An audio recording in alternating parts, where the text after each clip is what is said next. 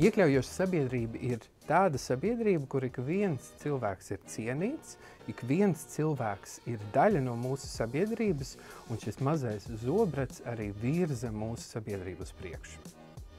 Jāsaka to, ka ārkārtīgi daudzos uzņēmumos Latvijā viņi ir veidojuši tādu iekļaujošu darba vidi, kur brīžiem cilvēki jūtas daudz drošāk nekā viņi jūtas mājās, nekā viņi jūtas uz ielas.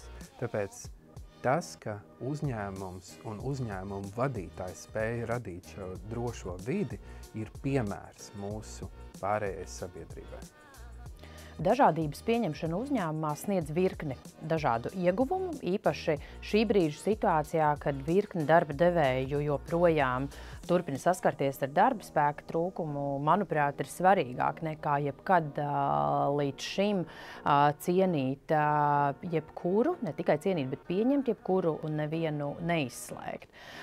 Bet dažādība ir jau šobrīd gandrīz katrā darba vietā. Jautājums, vai darba devēji to pamana, un ja pamana, tad pētījumi rāda, ka šādi darba devēji ir arī finansiāli veiksmīgāki, darba devēji labāk izprot arī dažādos klientus, un darbinieku motivācija un efektivitāte ir būtiski augstāka nekā darba vietās, kas nevar lepoties ar iekļaujošu attieksmi.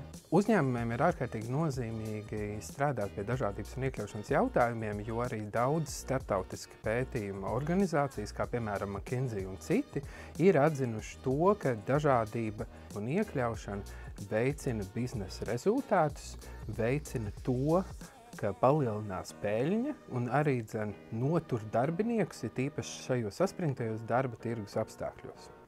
Apzinoties, ka mēs katrs esam ļoti atšķirīgs un mums katram var būt būtisks tas vai cits aspekts, ir svarīgi, ka gan mēdīji, gan darba devēji, gan galu galā katrs no mums spēja ar cieņu izturēties pret šīm atšķirībām. Un pat, ja tas ir būtiski tikai katram vienam, tad, manuprāt, arī šajā gadījumā ir svarīgi respektēt to.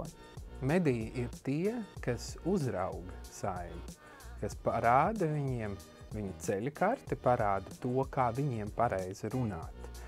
Mediji ir tie, kas arī aizrāda mūsu deputātiem par nepareizu rīcību, par nepareizu valodu. Tāpēc šī ir mediju loma būt arī sargsunim, lai uzraudzītu dažādības un iekļaušanas jomu mūsu sabiedrībā. Iekļaujoša sabiedrība, iekļaujoša valsts ir tāda, kur mēs neskaitām un nemēram tieši, cik daudz cilvēki ir ar kādu vienu noteiktu pazīmi. Iekļaujoša sabiedrība, manuprāt, raksturo cieņpilna attieksme pret ikvienu, un pat, ja mūsu darbinieku vai klientu vidū piemēram, nav cilvēku ar kustību ierobežojumiem, vai mēs par šādiem cilvēkiem nezinām, tad iekļaušana, jā, iespējams, ka tā ir būtiska dažiem cilvēkiem, tomēr beigās ieguvēji ir visi. Iekļaujoša valsts un iekļaujoša sabiedrība ir tas, ka mūsu politiķi ņem vērā sabiedrības dažādību, cieņpilni veido valsts politiku, kas ir iekļaujoša, kas ciena ikvienu sabiedrības locekli. Tāpēc iekļaujoša valsts ir tas, kur ik viens jūtās piederīgs, ik viens jūtās gabaliņu no valsts, un tādējādi arī mums veicina šo piederības sajūtu valstī un arī patriotismu un arī mīlestību pret savu valsti. Jaunieši ir atvērti un jaunieši ir mūsu nākotne.